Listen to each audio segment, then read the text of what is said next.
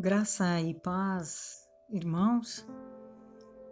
Vamos ler uma palavra que está no livro de Deuteronômio, no capítulo 8, no versículo 2, que diz assim: Recordar-te-ás de todo o caminho pelo qual o Senhor teu Deus te guiou no deserto, estes 40 anos, para te humilhar, para te provar, para saber o que estava no teu coração, se guardarias ou não os seus mandamentos. Hoje nós vamos falar um pouquinho sobre as provações, os momentos difíceis das nossas vidas, do qual Deus nos proporciona, as provações. Nós vamos falar um pouquinho quando elas vêm diretamente do Senhor e o que Deus quer produzir, ou quando elas vêm para mudar o nosso coração. Daniel foi provado porque Deus queria trabalhar no povo da Babilônia. Daniel foi para a cova dos leões. Mas já o filho pródigo, ele foi provado para mudar e entrar em arrependimento. Então hoje nós vamos falar um pouquinho sobre isso e das circunstâncias que ocorrem dentro destas provações, para que a gente saiba sempre estar fortalecido e vencer todas elas debaixo da mão do Senhor. Certo? Então fica comigo até o final, te inscreve no canal, comenta, curte e compartilha essa mensagem para que mais vidas sejam abençoadas. Vamos pegar também a passagem que está no livro de Tiago, no capítulo 1, do versículo 12, diz assim: Bem-aventurado o homem que suporta com perseverança a provação, porque depois de ter sido aprovado, receberá a coroa da vida, a qual o Senhor prometeu aos que o amam. Ninguém, ao ser tentado, diga: sou tentado por Deus, porque Deus não pode ser tentado pelo mal, e Ele mesmo a ninguém tenta. Ao contrário, cada um é tentado pela sua própria cobiça, quando esta o atrai e seduz. Então nós vamos falar de provação e tentação. O que é uma provação e o que é tentação? O que vem de Deus e o que não vem de Deus.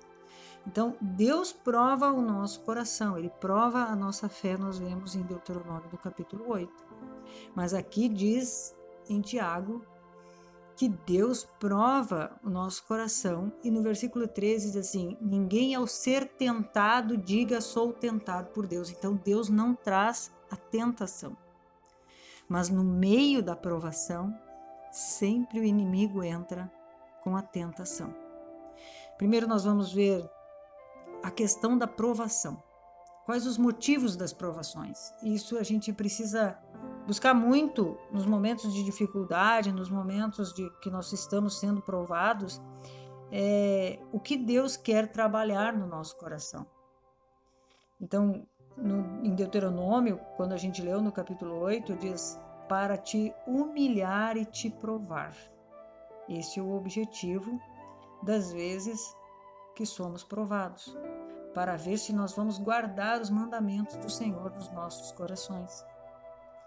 Então, nós vamos ver no livro de Daniel, no capítulo 6, Daniel é levado à cova dos leões. Quando o decreto sai de que Daniel então seria levado à cova dos leões, ele manteve a mesma postura, a mesma posição, ele orava 3 vezes, ele se manteve submisso ao rei, porque depois que ele saiu da cova dos leões, ele diz que ele estava em obediência ao Senhor. Então Daniel foi provado, porque o objetivo da provação dele era porque Deus queria manifestar algo grandioso sobre a terra da Babilônia. Tanto é que depois que Daniel sai ileso da cova dos leões, o rei coloca decretos de que todos teriam que obedecer ao Deus de Daniel. Então, essa provação de Daniel promoveu na Babilônia uma mudança na lei.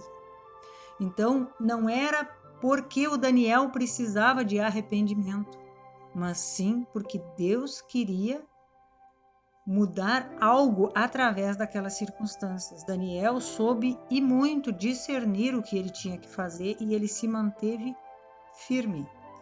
Esta é a base principal do momento em que nós estamos sendo provados, de nos manter firmes, não oscilar, não duvidar, e sim buscar a direção do Senhor. Não se sentir acusado, rejeitado, achando que Deus o abandonou. Isso tudo são outras coisas que nós vamos falar mais para o final dessa mensagem. Nós vamos ver Jonas. Jonas, ele foi provado porque ele desobedeceu uma ordem de Deus. No capítulo 1 do livro de Jonas, Deus mandou ele ir para um lugar e ele foi para o outro. Mandou ele ir para Nínive e ele foi para Tarsis. E quando ele foi para Tarsis, então, a provação que veio sobre ele? Veio uma tempestade e lá eles descobriram que Jonas estava em desobediência à vontade de Deus. Então ele foi lançado do navio, caiu no ventre do peixe. Lá no ventre do peixe, Jonas recebeu então arrependimento para fazer a vontade de Deus.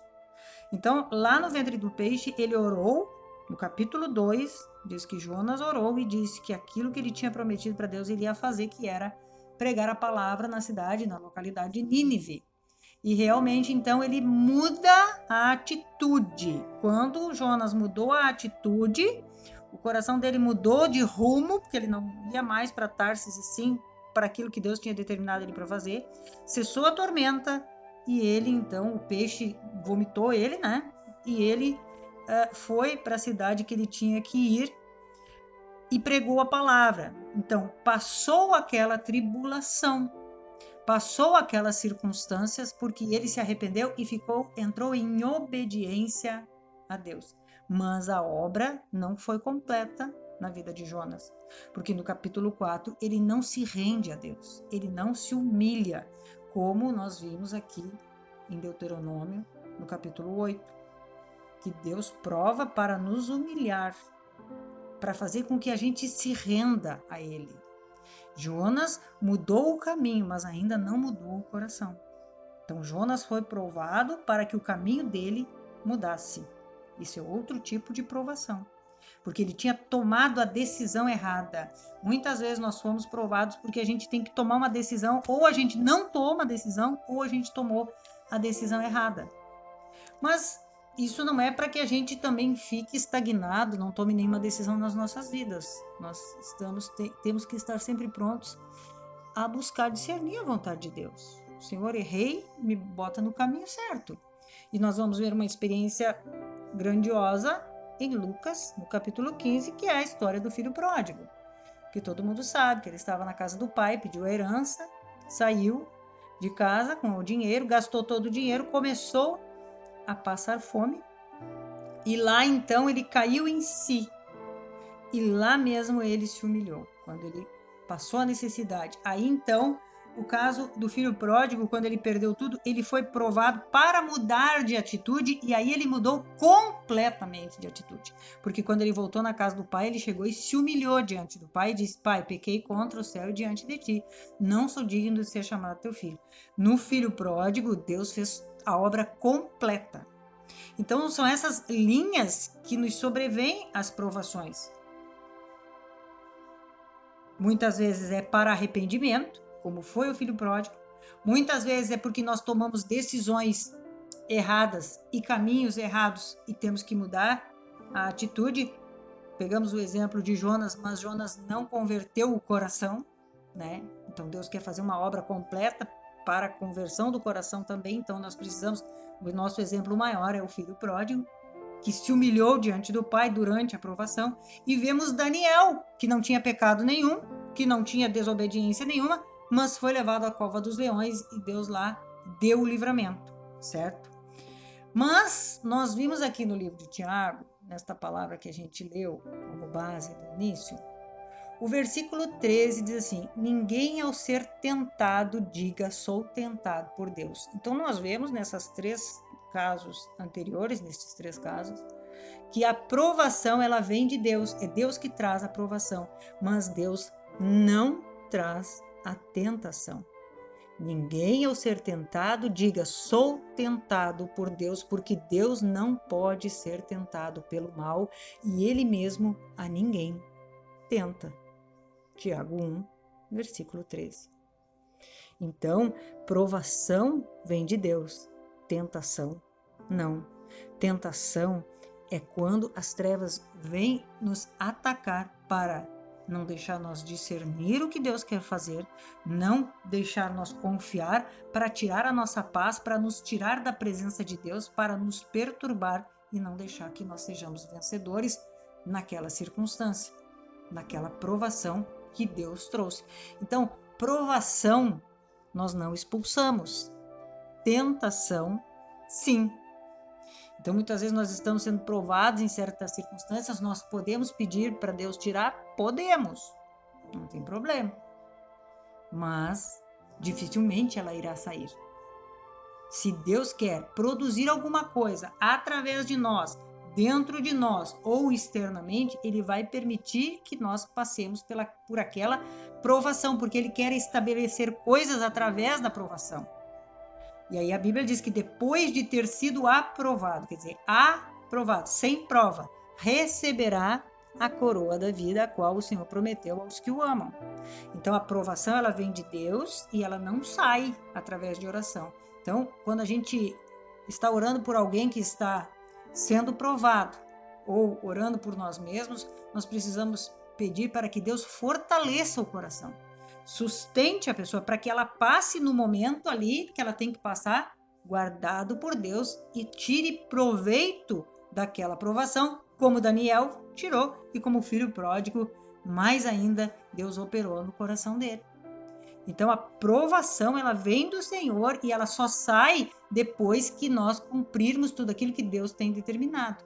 Então na hora da provação nós temos que ir para o esconderijo do Altíssimo, para a sombra do Onipotente. Salmo 46, versículo 10 também diz: aquietai-vos e sabei que eu sou Deus. Então no momento da tribulação, da provação nós temos, da tribulação também, né? Nós temos que buscar a presença do Senhor. Mas a tentação é o pensamento que vem dizendo que nós não vamos ser abençoados, que nós não vamos vencer. Eu sempre gosto de dar o exemplo. Provação é quando nós temos uma conta para pagar e nós não temos dinheiro. Nós não estamos vendo a saída para conseguir o dinheiro. Tentação é quando o inimigo diz que nós não vamos conseguir pagar, que Deus não vai mostrar a saída, mostrar o caminho. Então, a tentação é um momento de muita batalha. E aí diz que no versículo 14, ao contrário, cada um é tentado pela sua própria cobiça quando esta o atrai e seduz. Então as trevas elas trabalham de uma maneira externa para seduzir o nosso coração para que a gente caia em pensamentos e sentimentos que não produzam uma fé, que retarde aquele processo, que deixe cada vez mais lento aquele processo e não permita a Deus realizar tudo o que Ele quer realizar, porque se a gente cai num pensamento de dizer que Deus não ama, que Deus não me ama, que Deus não está ouvindo minha oração, que eu não vou conseguir vencer, porque a minha vida sempre foi assim, e de novo eu já estou sofrendo, o inimigo vem com várias sugestões, né, na mente da gente, vem sugestionando para que a gente caia na tentação e não creia que Deus vai trazer uma solução. E aí ele vem com tanta intensidade, porque ele sabe, o inimigo sabe muitas vezes sentimentos e pensamentos que ainda tem dentro de nós. Se nós temos medo, se nós temos dúvida, se nós temos ira, se nós temos ansiedade. Então ele trabalha exatamente nessas áreas para que nos tirar da presença do Senhor e não deixar nós sermos aprovados. E quanto mais ele trabalha, mais ele enreda, mais se alonga as circunstâncias e as provações. Então no momento da provação é momento assim de nós meditar muito, pensar nas coisas do alto, colocar nossa mente na promessa do Senhor, naquilo que Deus diz e não naquilo que o inimigo diz. Manter a nossa mente o maior tempo possível ocupada pensando na palavra, na vitória que Deus vai dar, confiando, declarando a vitória do Senhor, profetizando a vitória do Senhor. Pode sim, chega para o Senhor, diz: Deus, estou cansado, né? Esse processo está se alongando, eu não tenho mais forças, eu queria que tu tirasse, mas que seja feita a tua vontade, porque eu sei que alguma coisa maravilhosa tu vai fazer no meu coração através disso. É momento de nós nos humilhar, mas nos humilhar para o Senhor. Simples assim, chegar para Ele e dizer que nós não temos força. Achar que Ele podia ter pegado mais leve, Senhor, eu não queria que fosse assim. Ele é nosso amigo, é o nosso conselheiro, é aquele que está sempre nos esperando. A gente vai ver no filho pródigo isso. O pai esperava o filho, porque ele avistou o filho que vinha de longe. Então, quando o filho vinha e ele enxergou o filho, é sinal que constantemente ele olhava para ver se esse filho vinha. Ou seja, o Senhor está sempre nos esperando e pronto para nos socorrer. Para que a gente quebrante o nosso coração, para que a gente se humilhe para o Senhor. E Deus não tem prazer de nos ver provados o tempo todo. Isso diz no livro de Lamentações. Ele gosta de nos abençoar, ele tem prazer de nos abençoar, de nos ver restaurados. Mas muitas vezes a gente não está vendo onde a gente está pecando, onde a gente está errando, onde tem coisas que Deus quer tirar de dentro de nós. E aí ele tem que trazer uma circunstância externa para manifestar o que tem dentro, como nós lemos em Deuteronômio.